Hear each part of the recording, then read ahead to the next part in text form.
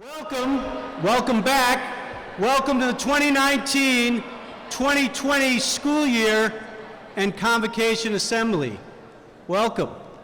Before we get going too far into our program, I just want to say a quick thank you to Lori Paul and all the cafeteria workers for the great refreshments that we have, and please continue to partake. Thank you to our BPMS custodians for all the setup and making sure we're ready to roll. We can start timely at 8:30. And a special welcome and thank you to Peter from Pete's Sweets, who has got little goodies for you as you exit.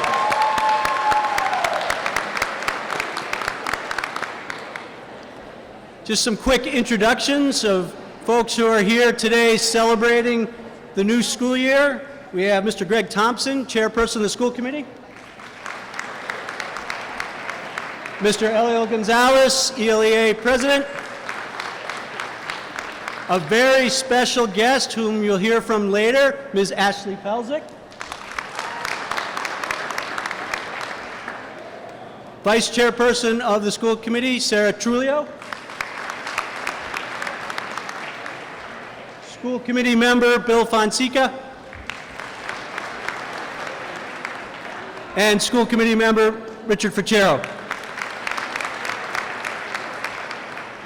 Antonella Rashilla, our newest School Committee member, is starting school today in Springfield, so she could not be with us, but round of applause for her as well, please.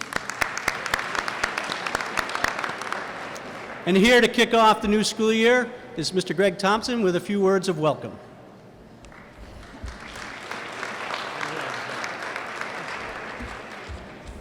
All of a sudden they hand you the mic, it's your turn to talk. So, good morning, welcome back.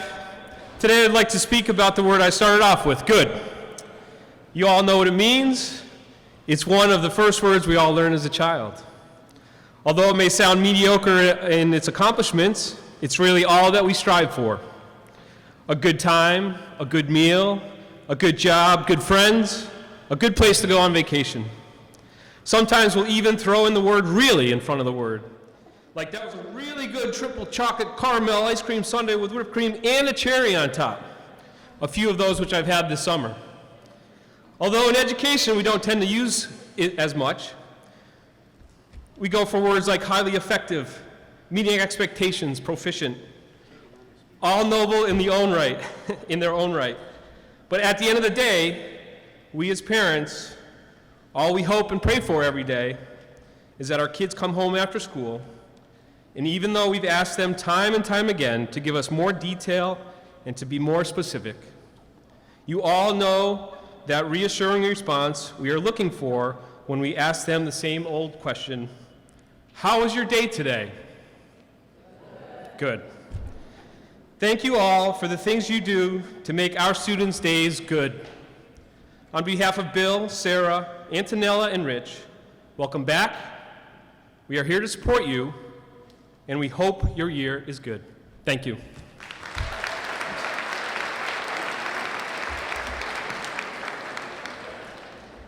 Thank you, Mr. Thompson. And now, a special welcome from Mr. Elio Gonzalez, President of the ELEA.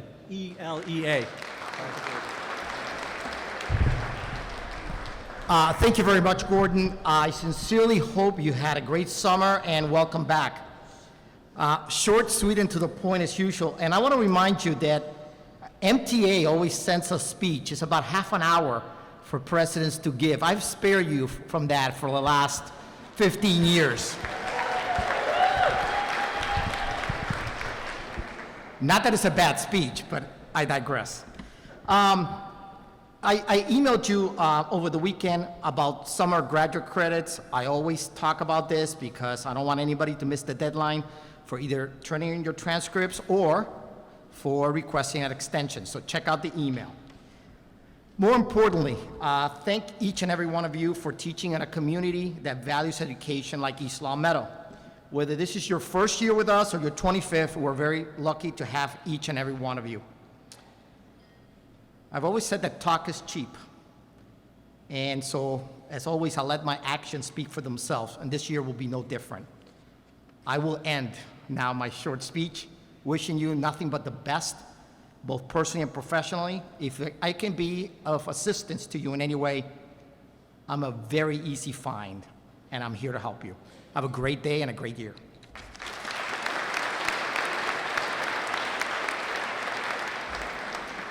Thank you, Mr. Gonzalez.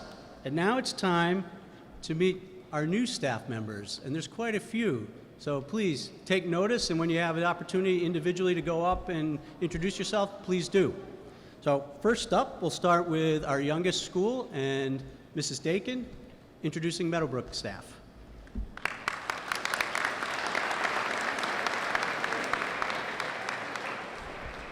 Good morning, everyone. I'd like to introduce our new Meadowbrook staff. And if you don't mind, just quick stand and a little wave. We're going to begin with our new grade 2 teacher, Marima Logan Cangialosi.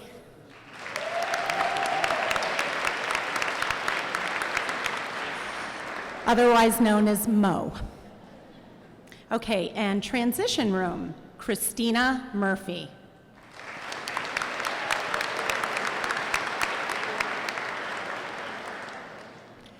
Our literacy coach, Diane Davitt.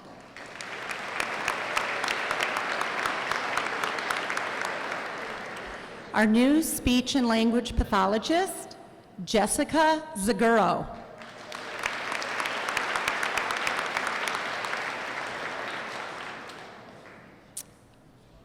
One of our new paraprofessionals, Angela Swar.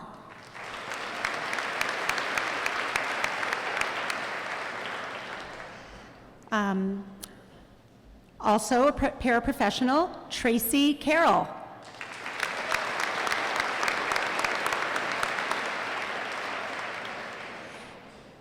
And lastly, and she is not new to our building because she came halfway through the year, but Kristen Casera, also a paraprofessional.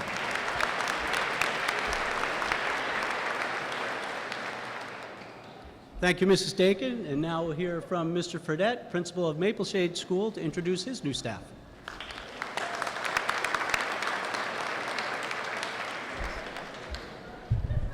Hello, everyone. We have a new third grade teacher, Nicole Haley.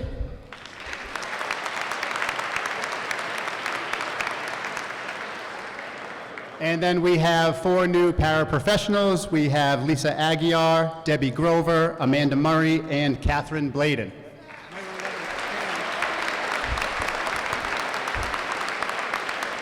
Thank you very much. Have a great school year. Mr. Fredette's speeding up the pace. Thank you, Mr. Fredette. And now we'll hear from Mrs. Santinello from Mountain View School.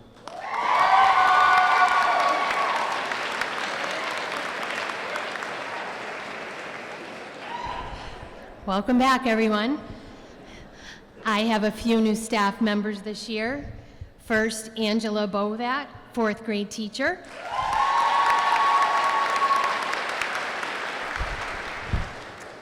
Three new paras, Rachel Graziano, Tatiana Negron, and Gail Pender Anderson. And I have 2 familiar faces coming to Mountain View. Katie Borick will be our speech and language pathologist. And Teresa Conway is returning as our library secretary. Have a great year. Thank you, Mrs. Santinello. And now we'll hear from our middle school principal, Dr. Allen.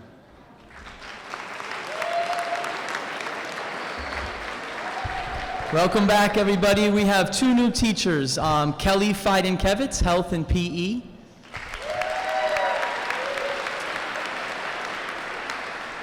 Karen Perkins, PE. We have 6 paraprofessionals, Boris Bacon, Jonathan Bianchi, Carrie Belcastro, Leanne Vila, Brianna Severino, And we're welcoming Melissa Blackmer up from Mapleshade to Birchlands. And lastly, we're welcoming a district SLP, Alyssa Febo. Have a great year, everybody. Thank you, Dr. Allen. And now we'll hear from the high school and Dr. Flanagan.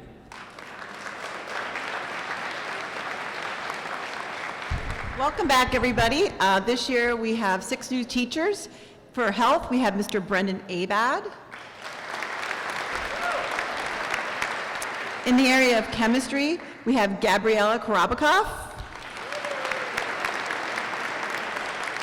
It's always nice to bring ELHS graduates back to the high school in the capacity of teaching, and we have 2 this year. So very proud to welcome back Benjamin O'Connor.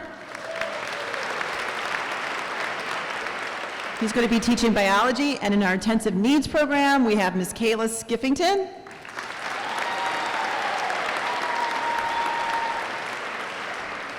From Pope Francis High School, we have in the English department, Ms. Emily Weiss. And our new assistant principal, Mr. Gary Wright.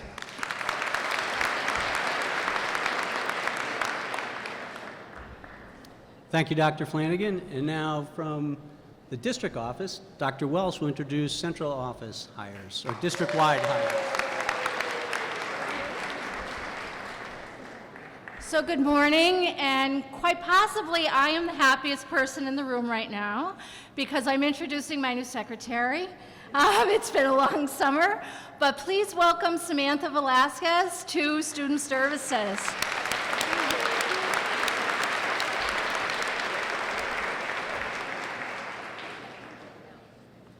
Thank you, Dr. Welsh. And I can attest it has been a long summer. Thank you, Samantha, for joining us.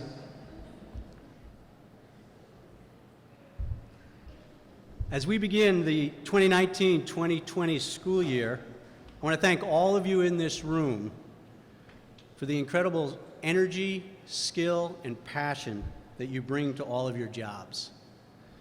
When all of this energy and passion comes together, it makes ELPS not just good, it makes it great and an incredible system that it is for our students, our families, and all of us. We know that everyone's life experiences and perspective contribute to this and matter incredibly.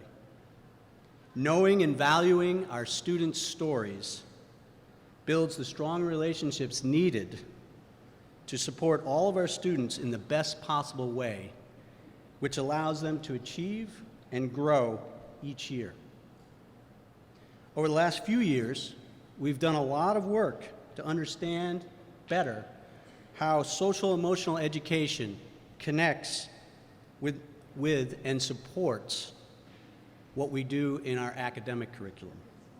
We are very aware, all of us are very aware, that stress and anxiety increasingly impacts our students and therefore their learning. And we have put, with all of your help, in place structures in all 5 schools to support and help our students stay engaged and comfortable in ELPS.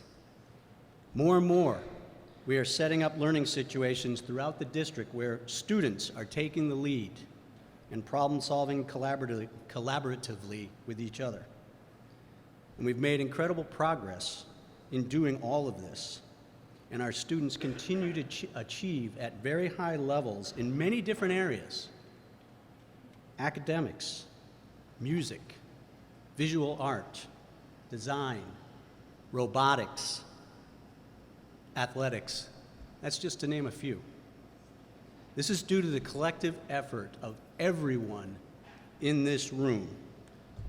You owe, all of you owe yourselves a round of applause.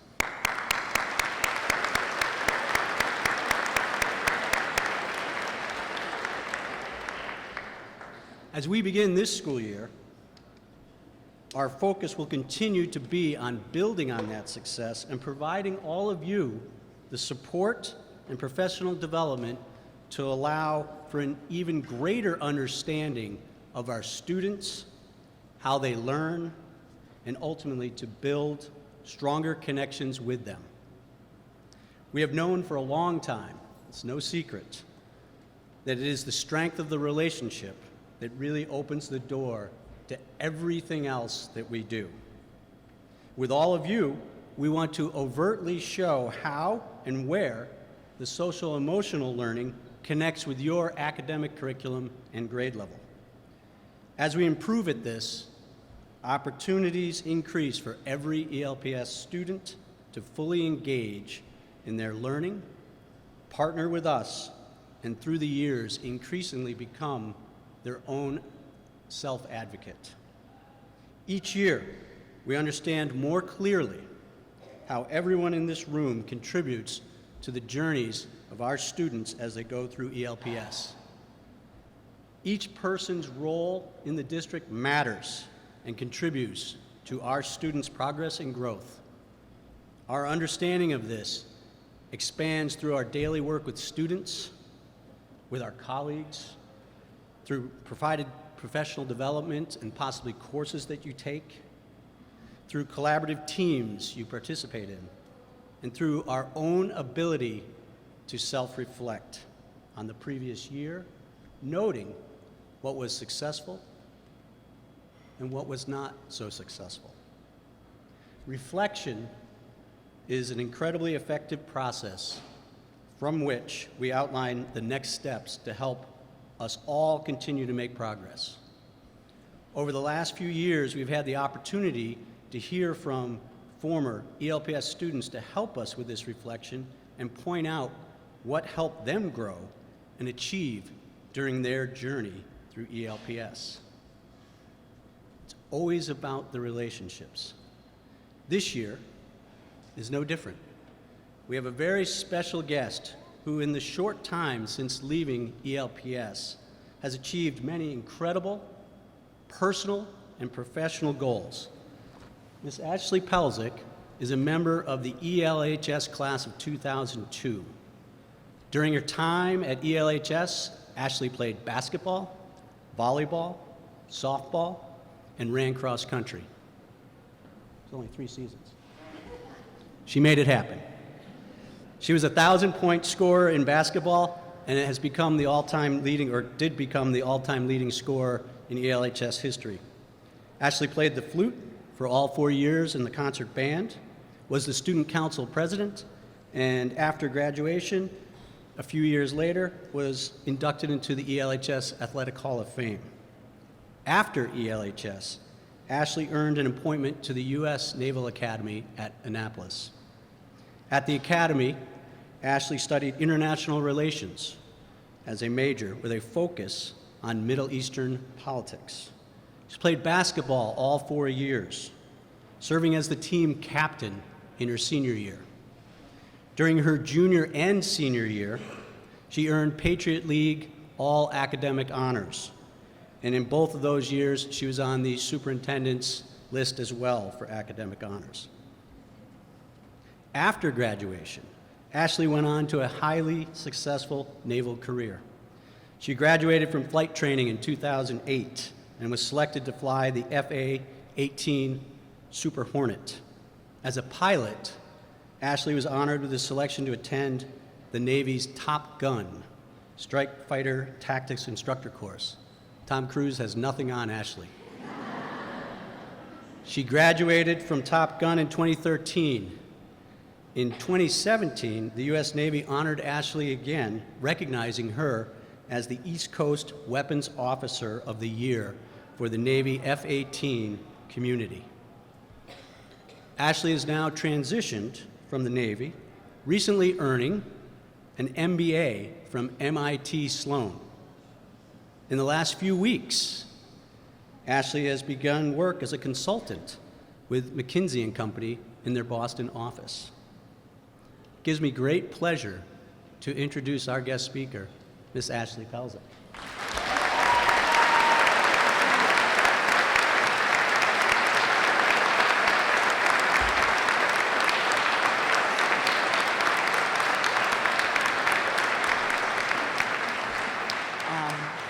So I'd just like to start by saying that my voice is a little shot. My younger brother got married this weekend, so it was a really big event for us.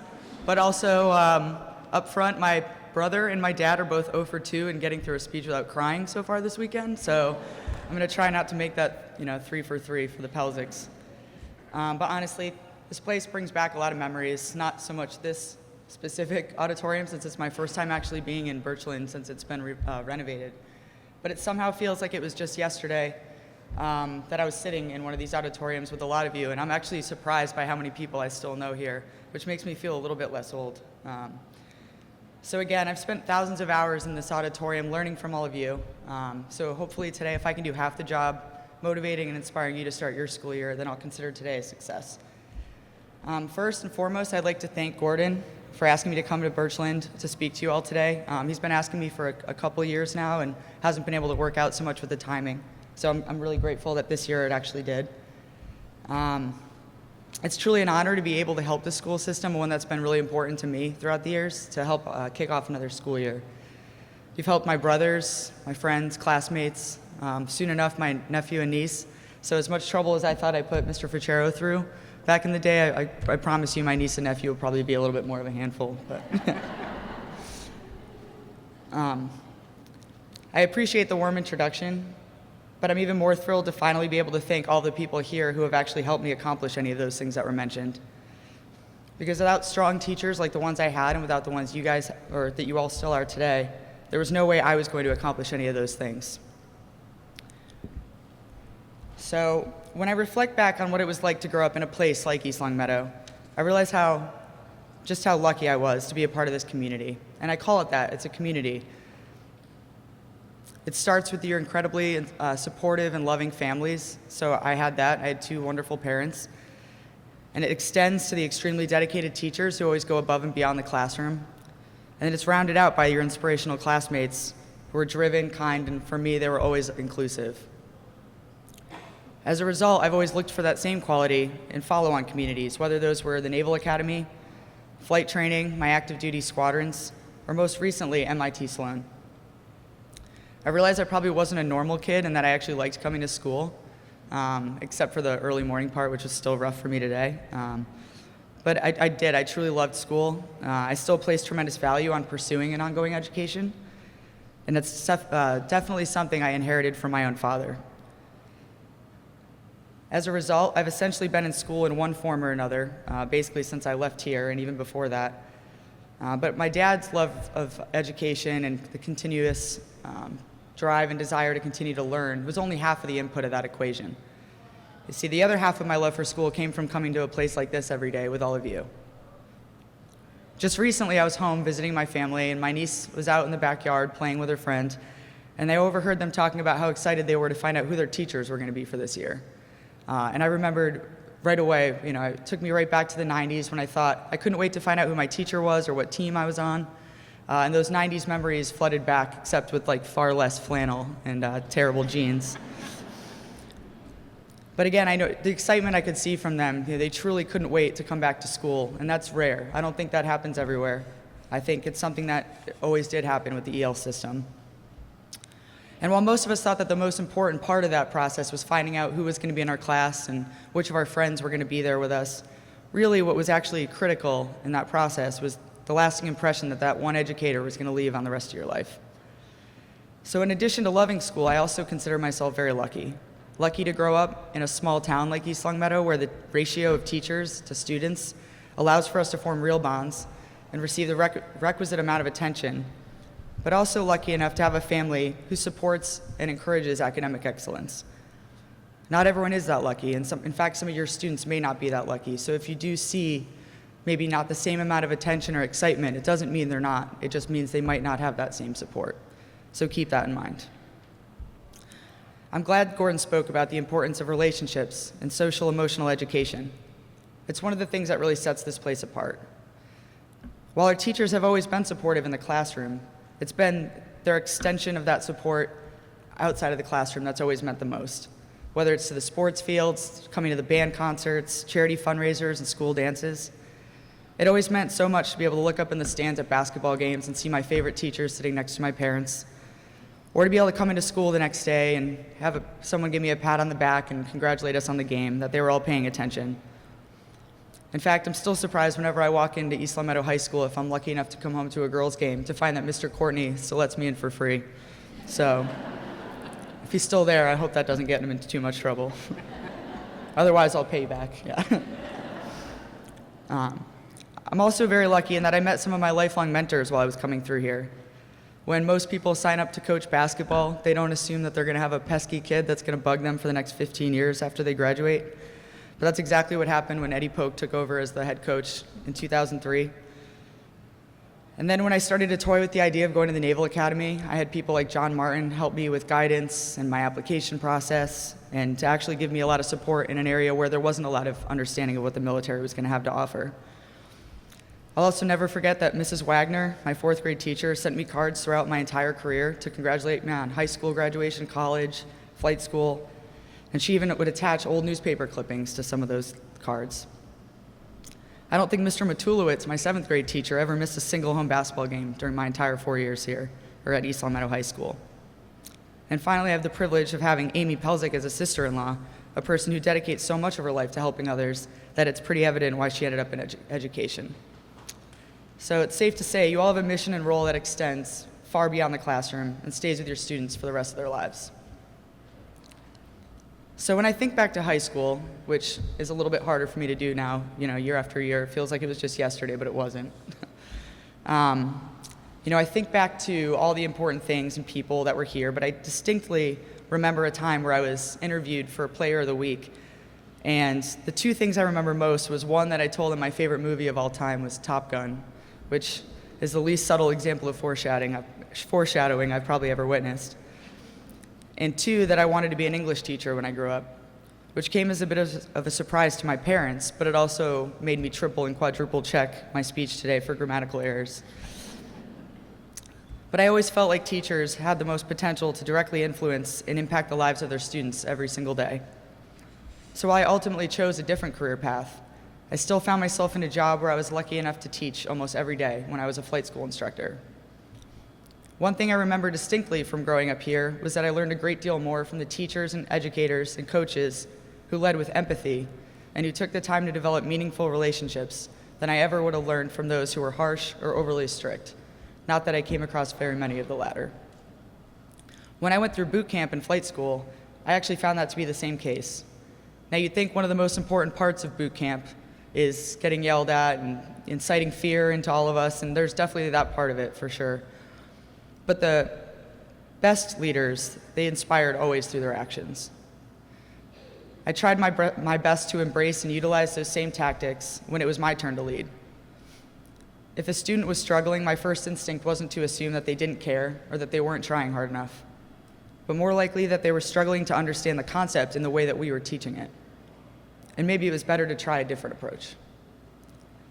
I also took far more pride when a student who wasn't a natural talent finally figured out the tactic and everything started to click. Those students who had to work harder inevitably always ended up as the best aviators in the fleet because they learned how to lead and they learned how to teach with compassion and empathy. The greatest honor in the naval aviation community was when a student actually wanted to join your fleet squadron and continue to serve alongside you because it meant that they trusted you, and trust was honestly the most important thing in our job. So that experience was no different than the one you're all about to embark on this year as you kick off another semester. You have the opportunity to mold and guide the future leaders who walk these halls. It may not always seem like it, but your students are always paying attention. They're always watching each of you. We live in an era where the importance of matching our words to our actions is more evident and more important than ever before. I encourage all of you to embrace the role you play in your students' lives each and every day, even on the days where it isn't as obvious or as memorable. As I mentioned earlier, I feel extremely honored and humbled to be here today as an invited keynote speaker, mostly because without the help of people like you, I wouldn't have had the chance to become someone like me. So thank you all.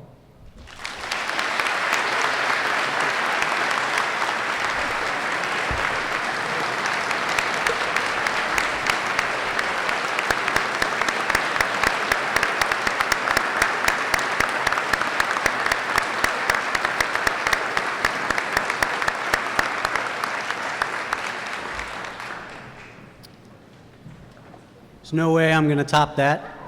So I'm going to say, let's continue to work together. Let's think about how we build stronger relationships. Let's have a great year. Good luck.